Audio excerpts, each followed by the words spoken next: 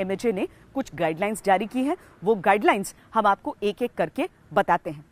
ये कुल 6 गाइडलाइंस हैं। इन गाइडलाइंस के पालन के जरिए ही लोगों को अलग अलग अपने गृह राज्य तक पहुंचाया जाएगा। सरकार ने कहा है कि देश के विभिन्न हिस्सों में फंसे हुए प्रवासी मजदूर, छात्र और पर्यटक अपने घर जा सकेंगे। इसके लिए राज्य सरकारें बसों का इंतजाम करेंगी। आप जानते ही हैं कि कोरोना वायरस के संकट से निपटने के लिए देश में लॉकडाउन लागू है। लॉकडाउन के कारण देश में कई लोग अपने घर से दूर अलग अलग राज्यों में फंस गए हैं। इनमें प्रवासी मजदूर हैं, तीर्थयात्री हैं, पर्यटक हैं और छात्र भी शामिल हैं। बिहार, झारखंड, महाराष्ट्र जैसे कुछ राज्यों की मांग के बाद गृह मंत्रालय ने यह फैसला लिया। इससे बड़ी संख्या में लोगों को राहत मिल सकती है। गृह मंत्रालय ने 6 पॉइंट्स की गाइडलाइन राज्यों को भेजी है। इसमें बताया गया है कि कैसे सरकारें इन फंसे हुए लोगों को उनके घरों तक पहुंचाने का काम कर सकती हैं। सभी राज्य और केंद्र शासित राज्य सरकारें मजदूरों, छात्रों और पर्यटकों को घर भेजे जाने के लिए नोडल अथॉरिटी गठित करें। यही अथॉरिटी अन्य राज्य सरकारों के साथ बातचीत करके फंसे हुए लोगों को भेजने और उन्हें वापस बुलाने का काम करेगी। अथॉरिटी की जिम्मेदारी होगी कि वो फंसे हुए लोगों का रजिस्ट्रेशन कराएं। अगर कहीं पर कोई समूह फंसा हुआ है और वो अपने मूल निवास स्थान जाना चाहता है तो राज्य सरकारें आपसी सहमति के साथ उन्हें छूट दे सकती हैं। फंसे हुए लोगों की पूरी तरह से मेडिकल जांच होगी।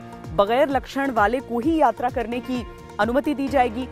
जिस बस में लोगों को ले जाने की व्यवस्था होगी उस बस को पूरी तरह सैनिटाइज कराया जाएगा और अंदर भी लोगों को बिठाने में सोशल डिस्टेंसिंग के नियमों का पालन करना होगा। राज्य सरकारें फंसे हुए लोगों को उनके घरों तक पहुंचाने के लिए खुद रूट तय करेंगी। घर पहुंचते ही लोगों की जांच होगी। इसके बाद सभी को 14 दिनों तक होम क्वारंटीन में रहना होगा। इस बीच लोगों को अपने मोबाइल फोन में आरोग्य सेतु ऐप हमेशा ऑन रखना होगा ताकि उन्हें ट्रेस किया जा सके। लॉकडाउन के चलते यातायात पर रोक और सार्वजनिक यातायात की सेवाएं बंद होने के कारण कई प्रवासी मजदूर, तीर्थयात्री, पर्यटक और छात्र एक ही स्थान पर फंसे रह गए थे। इसके बाद देश में कई राज्यों से मजदूरों का पलायन भी देखा गया था। कई मजदूर पैदल अपने घर की तरफ निकल गए थे। इसके बाद केंद्र सरकार से कई राज्यों ने प्रवासी मजदूरों, तीर्थयात्रियों, पर्यटकों और छात्रों को वापस अपने राज्य लाने की अपील की थी।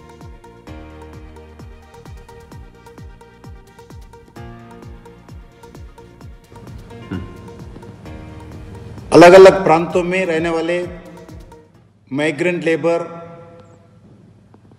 स्टूडेंट्स, पिलग्रिम्स, टूरिस्ट अपने अपने प्रांतों को, अपने अपने घर को जाने के लिए नरेंद्र मोदी सरकार अनुमति दिया है।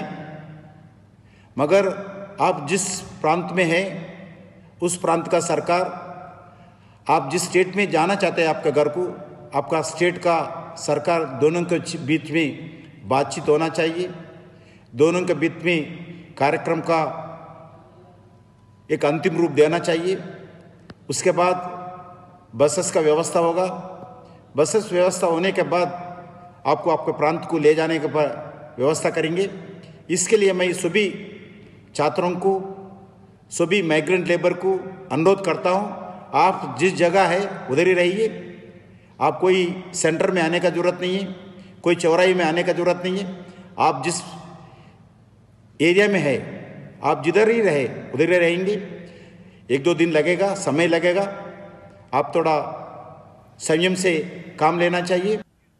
ये गाइडलाइंस बहुत जरूरी थे। जरूरी इसीलिए थे क्योंकि अलग अलग राज्य अलग तरीके से रिस्पॉन्ड कर रहे थे। जैसे कोटा में फंसे हुए छात्रों के लिए उत्तर प्रदेश ने अपनी बस भेज दी। इसके साथ ही मध्य प्रदेश और बाकी राज्यों में भी ये बात उठी, उन्होंने भी अपनी बसें रवाना शुरू की। लेकिन बिहार को लेकर बहुत बड़ा सवाल उठा क्योंकि वहां पर जो प्रवासी मजदूर बाकी हिस्सों में फंसे हुए हैं देश के, बहुत बड़ी तादाद में बिहार के रहने मूल निवासी हैं। और इसीलिए सवाल ये उठे कि क्या बिहार सरकार को अपने उन मजदूरों को या फिर कोटा में फंसे हुए अपने छात्रों को उसी तरीके से वापस लाने की कोशिश करनी चाहिए जैसे बाकी राज्य कर रहे हैं।